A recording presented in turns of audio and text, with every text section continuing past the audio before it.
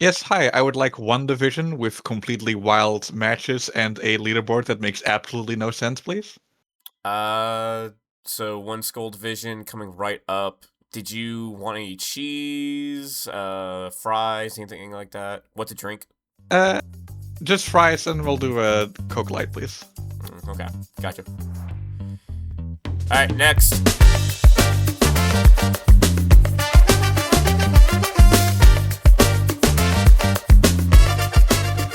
Hello, everyone. Welcome back to Double Dip Draft Week 3 Skull Division Analysis.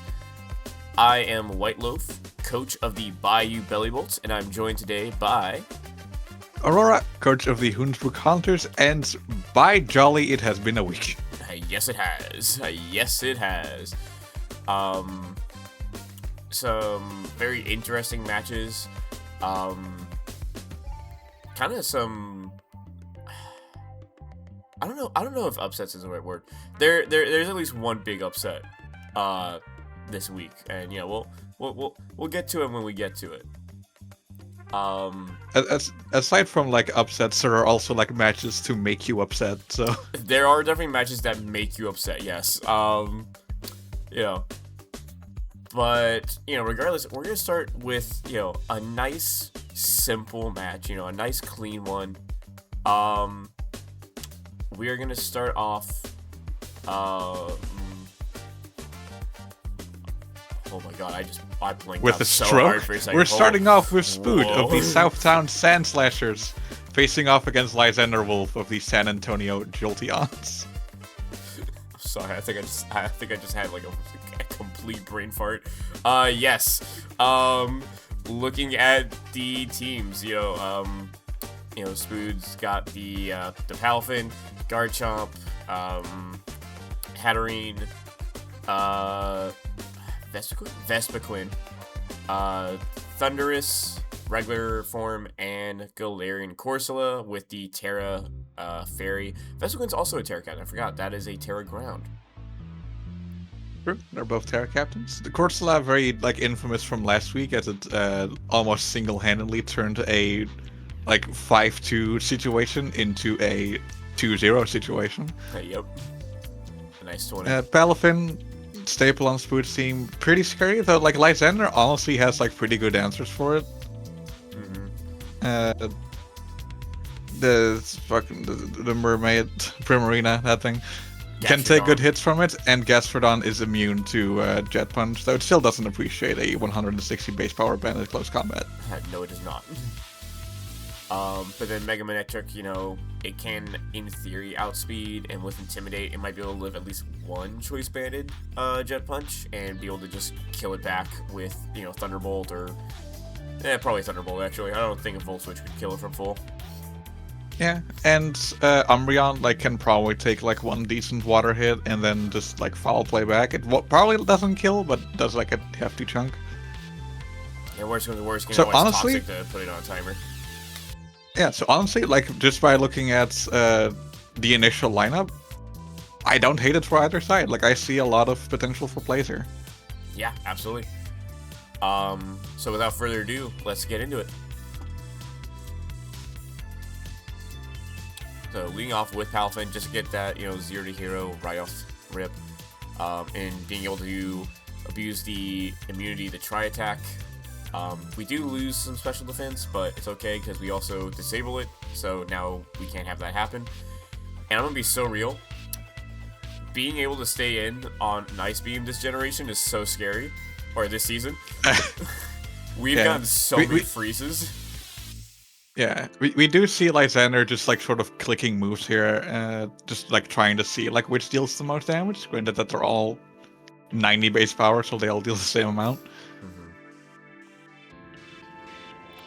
Then we do get Magic Bounce, no Synchronize, so Hatterene doesn't also get Toxic Tier. And we're just able to set up Future Sight. And then we forget what Magic Bounce does, it seems. Lysander, being newer, probably didn't know what Magic Bounce is / how it works and what exactly a status move is. But anything that's not attacking is a status move. Yes. So, if you click, anything that does not do damage turn 1, it's going to get reversed. I guess that's not true because there's solar beam and stuff like that. But still, point being, you need to do immediate damage there. Otherwise, it's going to get bounced back. Yeah, the Gastrodon also barely living due to its leftover regeneration and then promptly perishing due to the U-turn. Yeah. The Defiant, very nice. Mm-hmm. Getting Dragon Tailed out, less nice. And this Primarina just fucking chunks this Hatterene. That's a good amount of damage. We see that Life Orb damage coming in. Yep, that hidden Focus Sash just sitting there. Getting to secure the kill on Corsola, but taking so much from Future Sight. Wait, I just realized this thing is Liquid Voice. Yeah. That's why the Hyper Voice hits. I love Liquid Voice. It's such a weird ability. It's so much worse than Pixelate and Galvanite and all of those type of moves. Yeah. But right now they are just exchanging Pokemon, just blow for blow right now. Yeah, definitely just punching back and forth. Spoot already knows that this thing isn't choice because it swapped moves a bunch of times earlier. The Giga Impact, once again coming in. I love the Giga Impact. I think that shit's funny. It's really fun. It's really funny to if you can catch a like a defog, get the Defiant activated, and then just delete something with Giga Impact. Yeah. Shit's tight. Yep. Unfortunately, Umbreon bulky. Yeah, Umbreon very bulky, especially when you don't have the attack raise currently. Opting to get up a cheeky little spike just to whittle down more damage, and that toxic damage is slowly but surely catching up now. Umbreon staying out for too long at this point. Yeah, it was taking 37% at the end there. Yep. And with these spikes, Umbreon coming in, taking any kind of damage will... Tailwind exchange in singles, by the way. Crazy. Yeah, you could be mistaken for thinking we might be watching VGC right now. This is a very interesting Flygon set, to say the least, because we have Tailwind and then Dragon Tail, which is a negative priority move. Yeah. Once again, this could be a case of they're a new player, so they don't quite understand how it works. But yeah, because Dragon Tail is a negative priority, it's not gonna get boosted by Tailwind. In theory, it doesn't matter what move you click there, because even this Vespiquen will outspeed you in your own Tailwind because you're clicking a negative priority move. Yep. And because of that, now Garchomp's able to come out, just kind of secure the next couple kills, and gets Cody a nice 3-0. But definitely a very close game still. Yeah, Palafin's taken a fair beating, and Vespiquen is poisoned and nearly dead. So a good Manectrics could have been somewhat close to cleaning it up, but this Garchomp is Manectrics just doesn't have an answer for it on its own. It needs friends. Yeah. Right. Yeah. You want to try and redeem yourself introducing the next match? I would love a chance to redeem myself. Going up in our next match, we have Milo, coach of the Canadian Clod Squad, versus Shamal, coach of the Golden Gate Gibles. Looking at the team, hey, well, once again, we are not wrong, although this time instead of seeing Rillaboom or Ludicolo, we see Whiscash. So, definitely a choice. I mean, it's a ground type. Yeah, it is a ground type. It's not the worst thing, but I feel that Rillaboom and Ludicolo both just add a lot more value to this team than Whiscash does. Yeah. And as we will see in the future, we're gonna discover why Whiscash is a 1-point Pokemon. Yeah.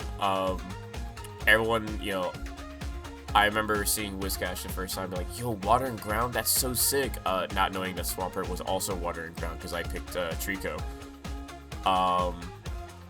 and then I saw, oh my god, it learns Dragon Dance? Yo, this thing's busted! And then having it die every single time, no matter what I brought it against. Like, it's kind of the opposite of Clefable, where Clefable, like, looks completely unassuming, but is incredible somehow. Whiscash looks like it has all the tools, but just still can't make it work somehow. Yeah.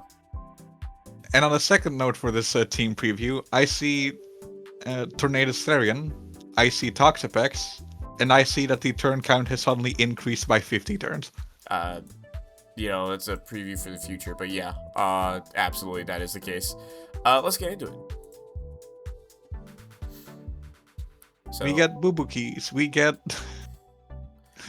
the fish. Yep. At the end of the day, that's still an Earthquake. That's still Stab. We don't want to take that for Klefki. So yeah, it's smart to go ahead and switch out. Hisui Avalugg, being able to just be a nice physical wall. Tearing the crit definitely stinks, but like considering it still lived out, like that's pretty nice. Avalugg not exactly having the best special bulk. And does have Klefki to come out on the Draco Meteor and just get a free paralysis. Yeah, we also see leftovers on the Klefki, implying it's likely not going to be setting up screens, no light clay. Yep. Whiscash eating a fat Aura Sphere. And Earthquaking into nothing again. Yep. The funny jump. And this thing Giga Training the fucking. I love the Jump Love. Like Milo is like really committed to the bit of like Jump Love is the first Pokemon he will draft. Yeah. Everything else be damned. It is like it is like Cabral and Vaporeon. They are inseparable. And I love that for them. Unless you ask Mass, then they are separable. Well, in theory they are inseparable. But then, someone comes by and steals it. Literally kidnaps their dog. Yeah. Shamal trying to get a read, like going for the Draco, like trying to predict this thing coming in, ends up being wrong, and the Klefki gets a spike for free. Yep. And now this thing is able to just like barely recover off the damage that one Flash Cannon does. And had Shamal gone for a Draco Meteor one turn earlier, he would have killed this thing. Yep. Here, thanks to the Cobra Bear, we're able to live, but we do miss a crucial Stone Edge. Yeah, that Stone Edge from the insanely stupid attack that Avalugg has on top of the stab, on top of being super effective, likely would have knocked that Pelipper like cold dead, and then the rain would have been a non-factor anymore. Yeah. Also, this thing living on 1 again. God, this thing is just holding on for dear life. Yeah, a lot of Pokemon living on 1% so far. Yep. Baneful Bunker getting the Toxic on the ICBM. Mm-hmm. Here we see, Psychic Fangs doing 45, which, it's not great, but, at the end of the day, that shows that we can live it, and now, boom, Regeneron out. Gonna be back close to full, and we just sack Avalugg just to be safe. Sack Avalugg, Rain gets set back up. Raikou substitutes and is now in prime position to knock this thing out. Yep, we've now seen that, it safely outspeeds, although Life Orb does the trick for it. Yeah, it kills itself with the Life Orb, which is actually a good thing, because that means that it's just gone. Like, he doesn't need to think about it anymore. He can, switch it out and still have, that immunity in the back. Yeah. And here we have 2 Pokemon who can look at each other for so long and accomplish nothing. Yep. Milo going for just kind of scouting, going for the safe recover. Although, recover not having as much PP, you have to be careful about kind of making those plays. But now we see that, at the end of the day, these 2 Pokemon can just kind of sit on each other and not really care what the other says. Yeah. Good poison on this thing, though. Yeah. like puts it on a timer, makes it more difficult to keep rain up consistently. Which Shamal has been doing very well, by the way. Like Yeah. the weather has been coming down, and this is like Milo with the very good counter of like setting up a sunny day, calling out the electro shot, and like letting his Great Dust come in for free. And we just saw close combat do so much damage to that Tornadoes. Yeah, that's a resist. And now the damage is gone because Regenerator it's a great fucking ability. I love it. It's so busted. We are at turn 43. Give it up for turn 43. Yeah, risky play here, 44. hard going into this thing, but it is worth it because now you do get to just like click and move with this thing again. Unfortunately, second close combat does not kill, and you cannot stay in. Well, second close combat has hit the Tornadoes. But yeah, we are at turn 47, and as of right now, there are 2 Pokemon dead. Yay. We are making such great progress. Shamal like able to like get this thing out and back in and out and back in. And swapping out again, it'll be at 85% HP when it comes back later. If it comes back later. Yeah, now the poison is slowly whittling down. Pelipper, though we are able to roost back up, so, you know, get that health back. We do set up a sunny day and a nice weather ball here. Even if it was still, you know, like the water weather ball, like that still is a lot of damage on Klefki and is most likely gonna kill. But now sunny day is no longer a huge concern. Yep. And this Aura Sphere, like the nice coverage on this Raikou, is gonna be able to put this thing under if it stays in, which it's never going to. Yep. But Milo deciding to just like play it calm, play it safe, set up a substitute so he doesn't have to make the predict. He can just click the buttons that he needs to. Yeah. Aura Sphere out, and now basically like whatever Pokemon comes in next, it's just going to die. Yeah. Or at least like it's going to take like a hefty chunk in the case of this King Gambit. Shamal playing it smart. Yeah, does make it. Kowtow, no Sucker Punch. Doesn't let Milo set that. Yeah, doesn't let the Sucker Punch or let the substitute go up for free. But unfortunately, the second turn Milo gets the 50-50 right. Yep. And it goes down. And now here. And you know. Shamal's kind of on a back foot. You know, Tornadoes just got put to sleep as well, so can't do a whole lot there. This means Raikou can come out kind of freely. Yeah, I am surprised that like that is the first time that Milo decides to click Sleep Powder on Jumpluff, because like Thundurus is a very free Pokemon to bring in on Jumpluff, and he has done so in previous turns. Yeah. And like Giga Draining or anything like just doesn't do anything. I guess maybe trying to save it for later, maybe. But regardless, you know, it comes in pretty clutch, and we get quite a few. We get at least 2 turns of sleep. And here, you know, Toxapex is able to just whittle it down slowly but surely. You know, it doesn't do quite enough to put it down. Yeah, the confusion. Unfortunate that it does actually proc here, but Psychic Fang sits over 45 HP in turns before, so it would have been fine regardless. Yeah, and then you know, Great Dusk's Bulk able to round it off, securing Milo a nice 30, nice 3-0. Yeah, nice 3-0 victory. Very well, like in hard fought match. I feel like a good amount of like reads, plays, and mind games played there. Yeah, no, both players honestly played really well. Like we said, Shamal played really good, keeping the sun up. I do feel Milo was better able to kind of take advantage of Sun, mostly on like kind of blocking out the Electro Shot, but also kind of being able to just read when the Electro Shot was gonna come out. But at the end of the day, like, you know, like we said, both players just played this extremely well. Yeah, extraordinarily well played match. Very, very fun to watch, even if it did take 100 years because of regenerating. Yeah, well, you know, that's Pokemon. All right, the third match that we have lined up for you today is Firebolts of the Northern Ninetales versus Claire of the Maryland Manectrics.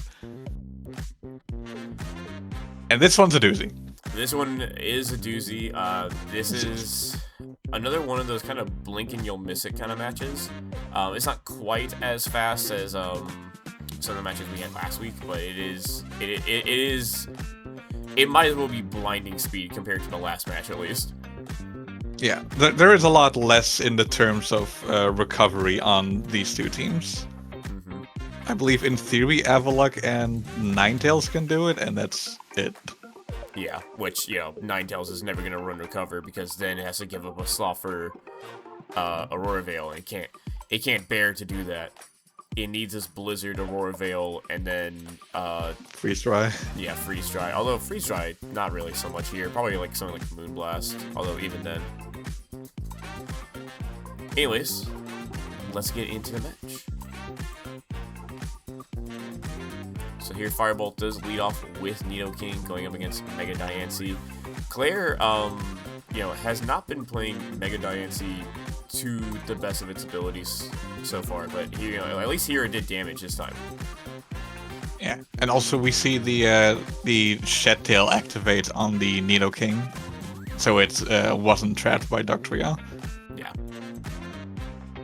Now Firebolt gets to keep it. Sets up an Aurora Veil, goes into Sandslash, and you know, so far so good. Like Firebolt definitely like in control of this match. Though the snow also making the physical defense of this Avalok be absolutely ridiculous. Yeah. And then opting to go out into Nidoking, sacking it. Here we see in a Hypnosis and Blunder Policy activating, which I love the idea. You know, this does make Darkrai faster than, like, say, something like a Scarf Dugtrio. But, you know, then we also switch out, so now that item is gone, so we try to set up a little too early. Yeah, like Darkrai can't pull the trigger like that early because both Muck and Muck is too bulky to kill easily, and Durant is a Pokemon who knows the move First Impression, which will just send that thing to Kingdom Come. Mm-hmm. And here we see a Bitter Blade come out, you know, not realizing that the Avalon is Terra Fire, and then we get a greedy Swords Dance. Yeah, I don't really know what the idea was behind it, and here we got another greedy play with going in for the nasty plot, hoping that Claire will switch. Mm-hmm. Claire opting to just body press because without any kind of boosts, Darkrai doesn't kill Avalok there with a Dark Pulse. Yeah.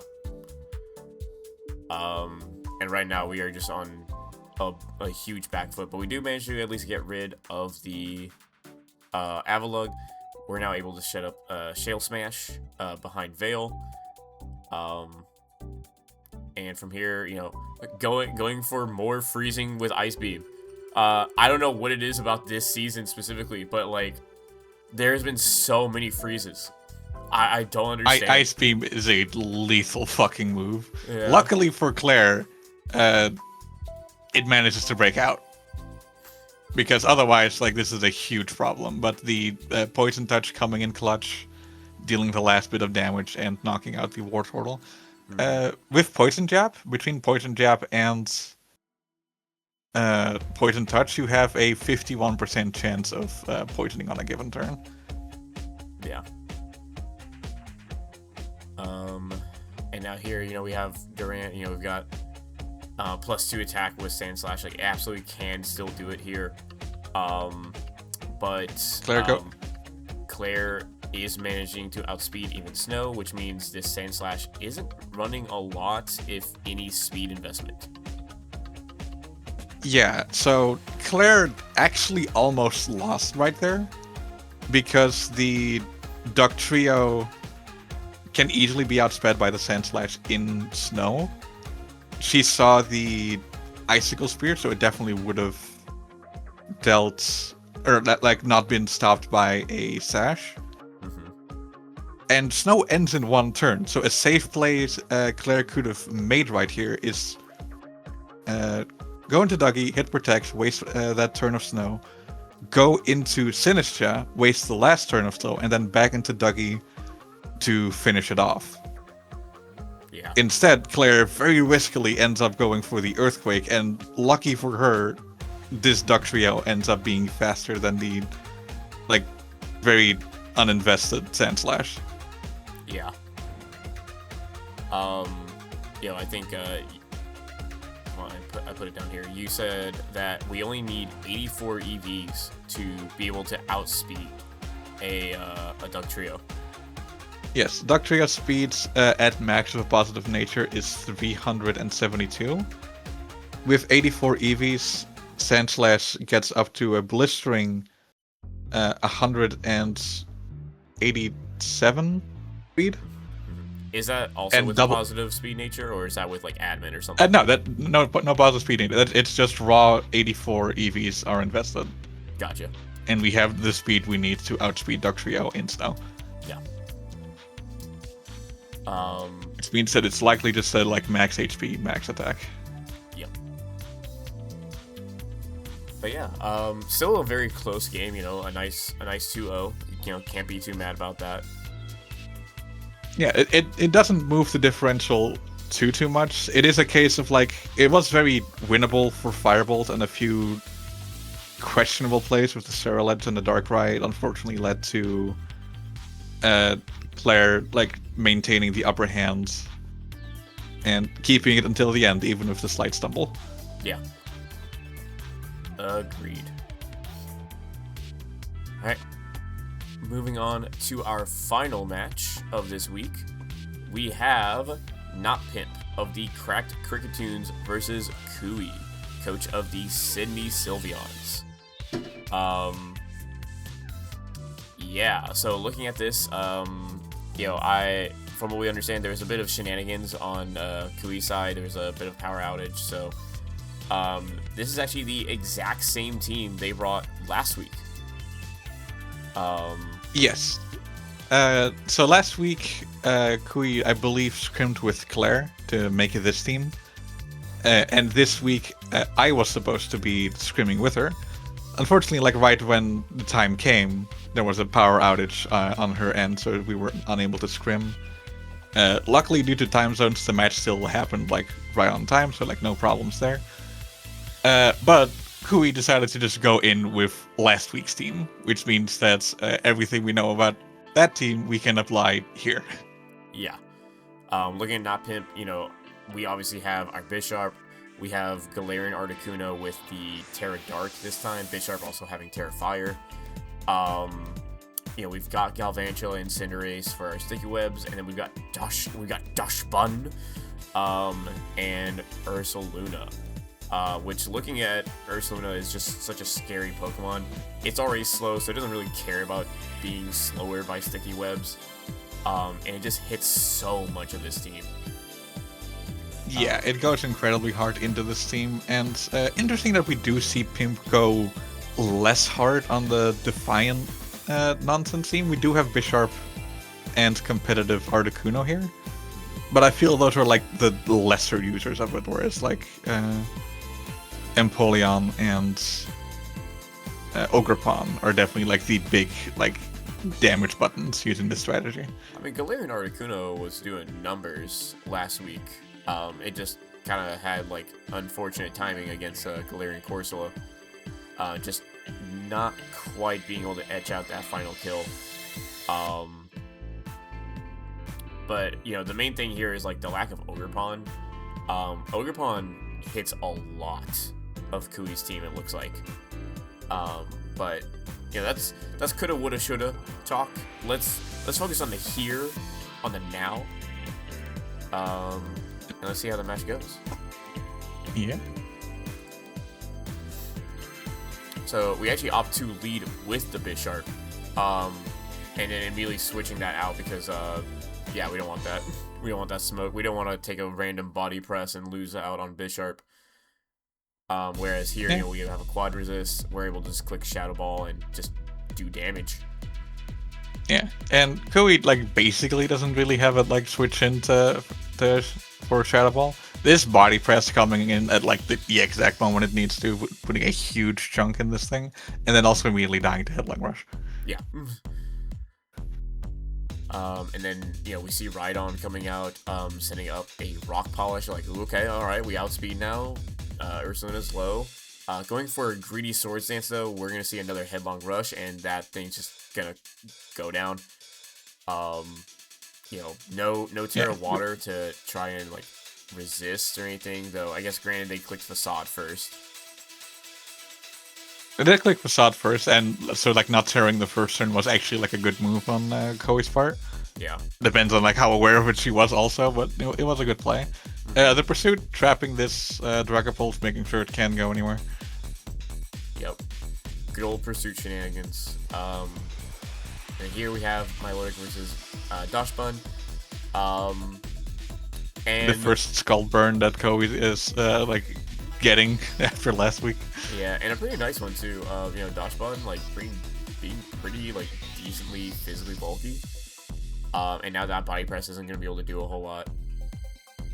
Yeah, the Wish also like putting this thing back at full HP and reactivating the Sash despite the rocks. It is a cool play. Yeah, it's really Pimp nice. not going for the No webs. no webs. Yeah.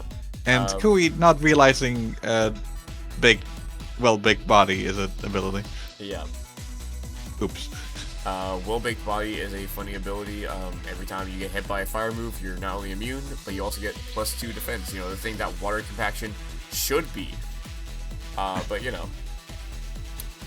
We'll harp on it every time we get the chance. We see like a stamina Pokemon, we see a well-baked Pokemon, this is like, yeah, Water Compaction sucks. Fuck you. Yeah, it does. Like, come on, Game Freak. You can change it. You have the power. No one will be mad. Yeah. And despite the fact that like Kui had a rough early game, look at what Pimp has left, and look at Milotic. Yeah. There's not a lot of answers. We do opt to sack Breloom here on a quad resist Mach Punch. And then, you know... Again, like, interesting plays being made. Yep. Unfortunately, you know, no more Scald Burns. You know, we got our one. Good recover there. Get others, but we do get a Gunk Miss, which is quite nice. Yeah, the Gunk Miss like does put Kui in a very like nice and comfy spot because like one more Scald and she will knock this thing out. Yeah. Gets off one more Sword Stance, so like the next Gunk Shot is going to hurt a lot. But luckily, like the Marvel scale putting in an incredible amount of work and the Cinderace dying. And now suddenly we're left with Dox 1 on this thing, and this thing's teared at the fire. Yeah. You know, right now it's not looking great for Not Pimp. They just don't have anything that can hit this Milotic. There's no Defiant Boost. You know, we're trying to click Pursuit, Sucker Punch, and just nothing is dishing out that damage.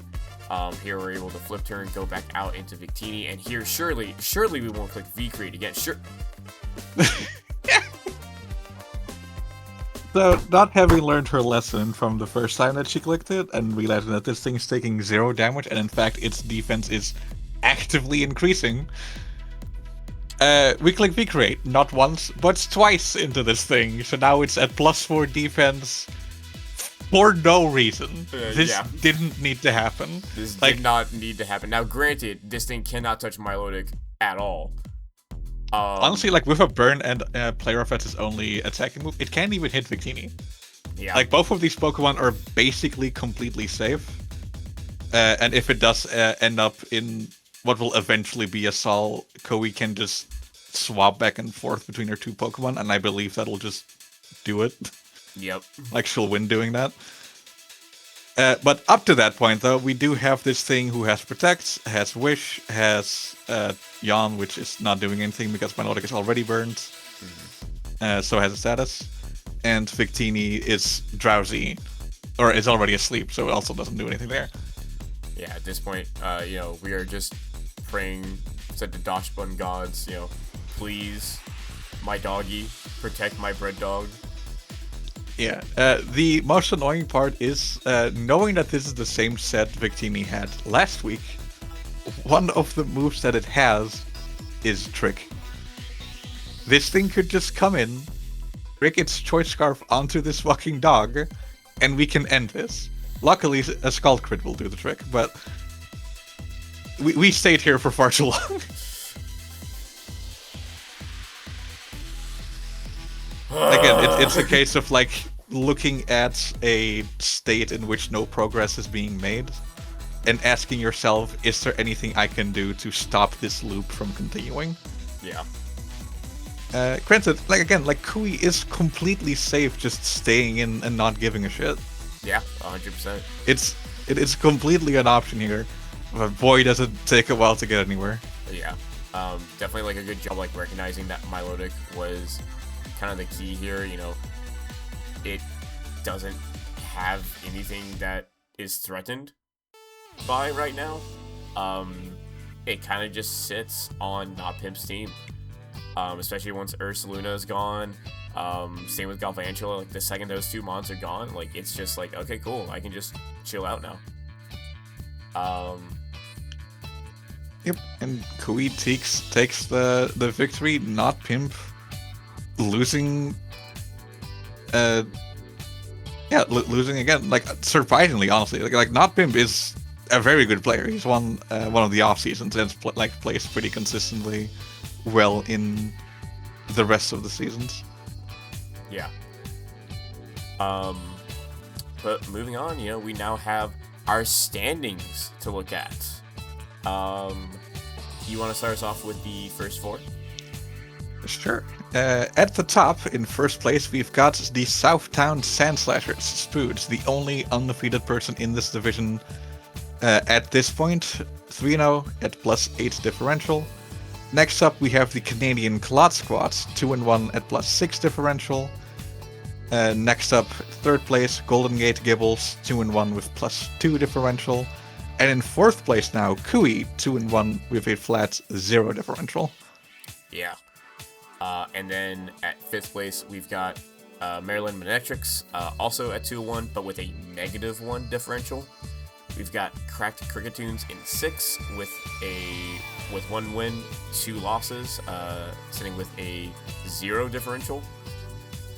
Northern Ninetales in 7th with a 0-3 with a differential of -7, and then finally the San Antonio Jolteons also at 0-3 but with a -8 differential.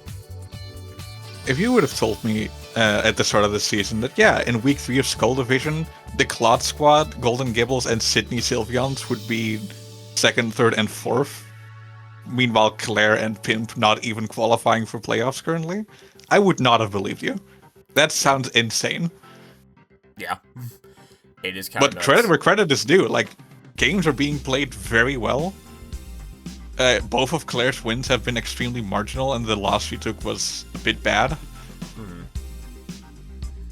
So, yeah, we end up in a really, really wonky standings. Yeah, and even with these standings, this is not impossible to come back from, for anyone right now. Like, people can definitely still rise up. Like, these are deceptively close. Spood is somewhat holding on to that first place spot very well currently. Yeah, let's say he's the one who's and he is going to be he's going to be moving anywhere the slowest. Mm-hmm. But it is very possible for anyone to still make it into this top 4. Yeah. But yeah, so far these have been really good matches.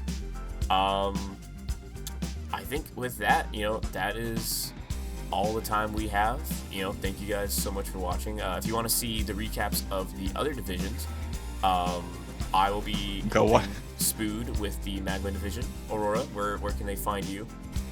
I'll be helping Cabral with Aqua division, and Cabral and Spood will be doing Rocket division. Yes. So look forward to those being put up on the page soon. If not, before this or even like at the same time. But yeah, thank you all so much, and goodbye. See y'all next week.